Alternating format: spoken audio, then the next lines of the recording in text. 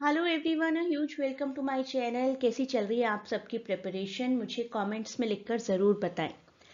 RTC एक थोड़ा सा हॉरर रहता है सबके लिए, ऑल्दो इट इज़ नॉट, अगर हम थोड़ी थॉरली स्टडी कर लें तो। आज की वीडियो में देखते हैं कि आरटीसी को आपको कैसे, कितने वर्ड्स में, किस तरीके से आंसर करना चाहिए जिससे कि आपको बहुत अच्छा स्कोर मिले अपने एग्जाम्स में। आई होप कि पीडीएफ आपके बहुत काम आ रही है, और जिसने भी पीडीएफ पैकेज ऑप्ट किया है प्लीज़ स्टडीज़ को थॉरो रखें पीडीएफ की हेल्प से, वीडियो प्लेलिस्ट्स की हेल्प से।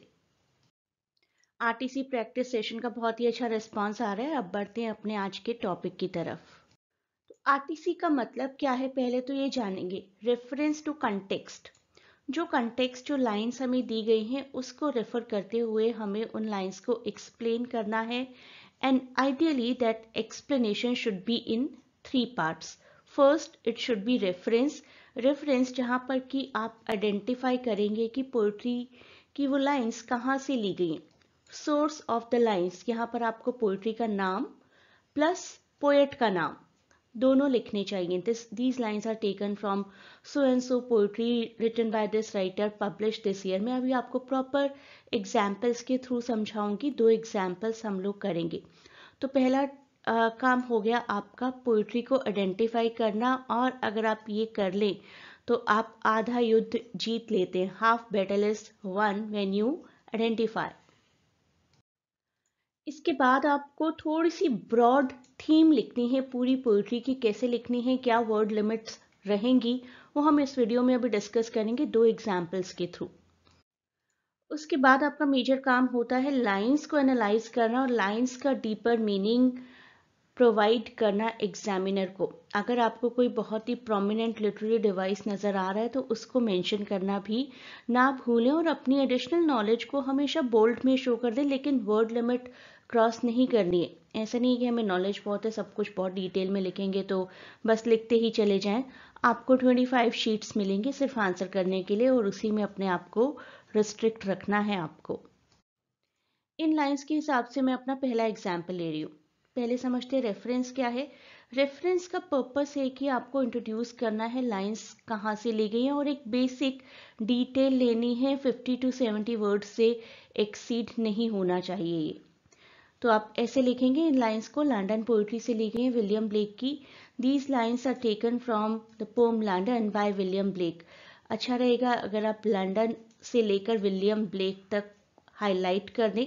अगर एग्जाम में टाइम है तो पेन चेंज करके यहाँ ब्लैक पेन से लिखें, नहीं टाइम है तो बाद में अंडरलाइन कर दीजिए। 1794 को भी अंडरलाइन कर दीजिए। ये पोइट्री क्या करती है, बेसिक एक लाइन में क्रिटिक करती है सोसाइटी के इनजस्टिसेस को, और फोकस करती है लोगों की सफरिंग की तरफ। अब आपको लिखना है कंटेक्स्ट। कंटेक्स्ट का पर्पस क्या है, आपको सेंट्रल थीम लिखनी है पोइट्री की। कौन सी सिचुएशन रही होगी जिसमें ये लाइंस आई होंगी, तो वो सिचुएशन तक आपको पहुंचना है। पोइट्री का ओवरऑल मैसेज प्रोवाइड करना है। 100 to 120 वर्ड्स में मैक्सिमम। आपका ये आंसर अगर 10 मार्क्स का है तो आप 2.5 पेजेस से ज़्यादा नहीं कंज्यूम करिए। यहाँ पर कई बार आपको 4 एक्सट्रैक्ट्स भी करने को आ सकते हैं फर्स्ट क्वेश्चन में, तो उसमें आपको ऑटोमेटिकली मैथमेटिकली वर्ड्स को थोड़ा कम करना पड़ेगा, क्योंकि पेजेस आपके उतने ही रहेंगे, 25 शीट्स ही रहेंगी। तो आपको डिवाइड करना पड़ेगा ना, कि आपका एक आंसर 5 पेजेस से ज़्यादा का ना हो। 20 मार्क्स का एक आंसर 5 पेजेस से ज़्यादा का नहीं होना चाहिए। 4.5 से 5 पेजेस के बीच रहना चाहिए आपका 20 मार्क्स का एक आंसर। तो वहीं पर आप हिसाब लगा सकते हैं कि अगर 4 आरटीसी आ गई तो 5 नंबर की होगी एक, है ना। तो 5 नंबर की अगर है तो 1.25 पेज से ज़्यादा आप नहीं लिख सकते अंडर एनी सर्कमस्टांस। अगर आप चाहते हैं कि कोई क्वेश्चन अटेम्प्ट ही नहीं करना है, उसके मार्क्स लूज करना अफोर्ड कर सकते हैं तो लिखिए, अदरवाइज आइडियली मत लिखिए। तो थीम देखेंगे यहाँ पर। Theme of London involves around the critics of social injustices, और किस तरीके की कंडीशंस और सफरिंग्स चल रही थी। ब्लेक ने काफ़ी अच्छी इमेजरी यूज़ की है कि किस तरीके से everybody is crying, everybody is unhappy in this country. Imagery literary device हो गया ना। तो इमेजरी को यूज किया है सोसाइटी का करप्शन, पॉवर्टी और सफरिंग्स दिखाने के लिए। और ब्लेक कहते हैं कि ये जो सफरिंग है सिर्फ फिजिकल नहीं है, हमारे दिमाग पर भी हावी है। और उसी के लिए mind forged manacles word use करते हैं वो। किस तरीके से चर्च, मोनार्की, गवर्नमेंट सबकी प्रैक्टिसेस चल रही हैं to perpetuate human suffering. Context explain कर दिया आपने, अब बारी है एक्सप्लेनेशन की।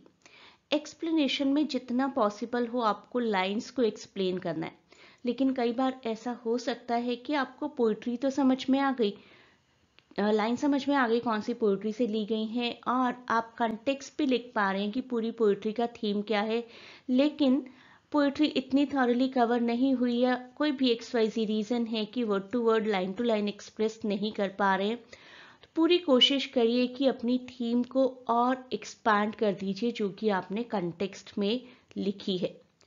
In every cry of every man, every infant cry of fear, every voice, mind forged manacles I hear. तो कुछ एक वर्ड, कोई लाइन, पर्टिकुलर फ्रेज अगर आप एक्सप्लेन कर सकते हैं तो ज़रूर करिए। तो इन लाइंस में ब्लेक जी ने क्या कहना चाहा है कि एक यूनिवर्सल सफरिंग चल रही है। The cry of every man, the cry of fear from infant show करते हैं कि सफरिंग कितनी वाइड स्प्रेड है, चाहे वो बच्चा हो चाहे वो बड़ा हो, हर जगह पेन ही पेन है। माइंड फॉर्ज मैनिकल्स जब हम कहते हैं तो दैट मीन्स कि लोगों को सिर्फ फिजिकली ऑप्रेस नहीं किया, मेंटली भी ट्रैप किया गया है। पूरा ऑपरेसिव सिस्टम, एक टायरनी है उनके आसपास। मैनिकल्स हथकड़ियाँ सिंबलाइज करते हैं सोसाइटल नॉर्म्स और इंस्टीट्यूशन, चर्च, गवर्नमेंट, किस तरीके से उन्होंने फ्रीडम को रिस्ट्रिक्ट किया हुआ है। हर इंडिविजुअल को फोर्स किया जा रहा है कि आपको हमारे हिसाब से ही जीना पड़ेगा, no matter how corrupt we are, you have to live under our shelter only. तो ये रिफ्लेक्ट करता है कि ब्लेक किस तरीके से एक्सटर्नल और इंटरनल हर फोर्स को क्रिटिसाइज कर रहे हैं कि किस तरीके से हर इंडिविजुअल को उन्होंने एक साइकिल ऑफ डिस्पेयर में कंटिन्यूसली रखा है। एक और एग्जाम्पल लेंगे, यहाँ पर मैं आपको बिल्कुल डायरेक्ट बता रही हूँ कि क्या लिखना है, रूल्स ऑलरेडी बता चुकी हूँ। लाइंस ली गई हैं, लाइंस को एक बार आप रीड करिए। लाइंस ली गई हैं एपिथेलेमियन से, which was a marriage celebration poetry by Edmund Spenser. Celebrate करती है मैरिज को, एक्सप्रेस करती है मैरिज के साथ एसोसिएटेड हैप्पीनेस, जॉय, सैंक्टिटी को, उस यूनियन को जो कि स्पीकर और उनकी ब्राइड की होने वाली है। और हम जानते हैं स्पेंसर और एलिजाबेथ बॉयल की यूनियन होने वाली थी यहाँ पर।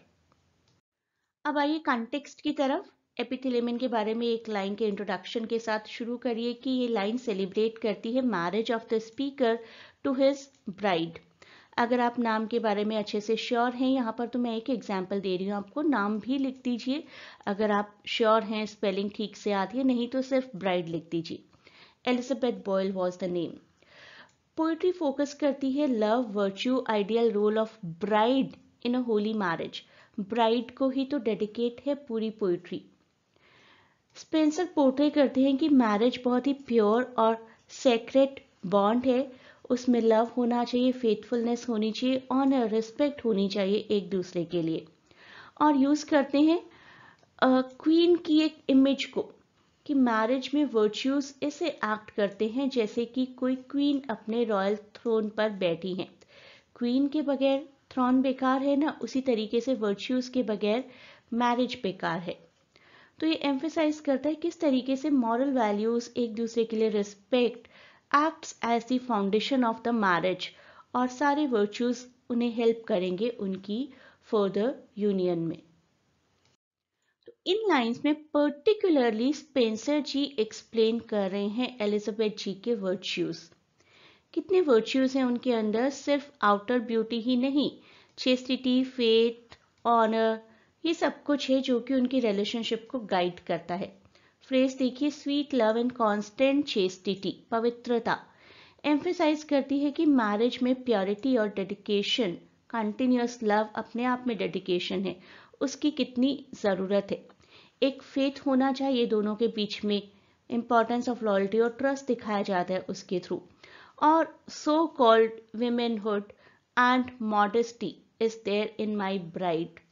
तो ब्राइड की ब्यूटी इनसाइड एंड आउट दोनों तरीके से एक्सप्लेन कर रहे हैं कि किस तरीके से ये ब्यूटी उनके वर्च्यूज ही हैं जो मैरिज को एक क्वीनली लेवल की तरफ लेकर आते हैं और मेरी ब्राइड को भी एक क्वीन बना रहे हैं आज के दिन में। तो ये रूल्स हैं actually which are ruling the marriage, not I, not my bride. Idea दे रहे हैं ना, virtue reigns as queen in royal throne, imply करते हैं कि वर्च्यू अपने आप में एक मोनार्क की तरह है।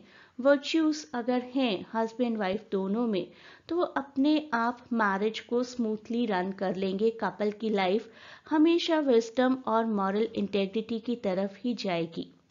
आइडियल मैरिज क्या होती है अपनी वाइफ के, वुड बी वाइफ के वर्च्यूज के पॉइंट ऑफ व्यू से हमें बताया जा रहा है। आई होप ये सेशन आपके बहुत काम आएगा एंड आई विश कि अगर मैंने जो 2 एग्जाम्पल्स लिए वहीं से आपको लाइंस आ जाएं तो that will be an icing on the cake. तो एग्ज़ाम के बाद मुझे बताइएगा कि कैसा रहा आपका एग्ज़ाम, किसी भी वीडियो में कमेंट्स कर दीजिएगा। I read it and I come to know कि आपका एग्ज़ाम किस तरीके का रहा, क्या लेवल था एंड एवरीथिंग। क्वेश्चन पेपर तो मुझे मिल ही जाएगा, I do have plenty of students of IGNOU, लेकिन मैं जानना चाहूँगी कि हर इंडिविजुअल का एग्ज़ाम कैसा रहा। अगर आप में से कोई जून के लिए क्लासेस ज्वाइन करना चाहता है तो मेरे लाइव सेशंस हैं, बट नॉट फॉर दिसंबर। एक ही दिन रह गया, अभी तक क्वेरीज आ रही है दिसंबर एग्जाम के लिए कैसे कंडक्ट हो सकता है दिसंबर एग्जाम का सेशन। तो आप लोग प्रिपेयर करिए, वीडियो से, प्लेलिस्ट से, पीडीएफ से, बहुत सी गाइडेंस अवेलेबल है मेरी तरफ से एंड मेरी तरफ से एक गुड लक आप सबके लिए।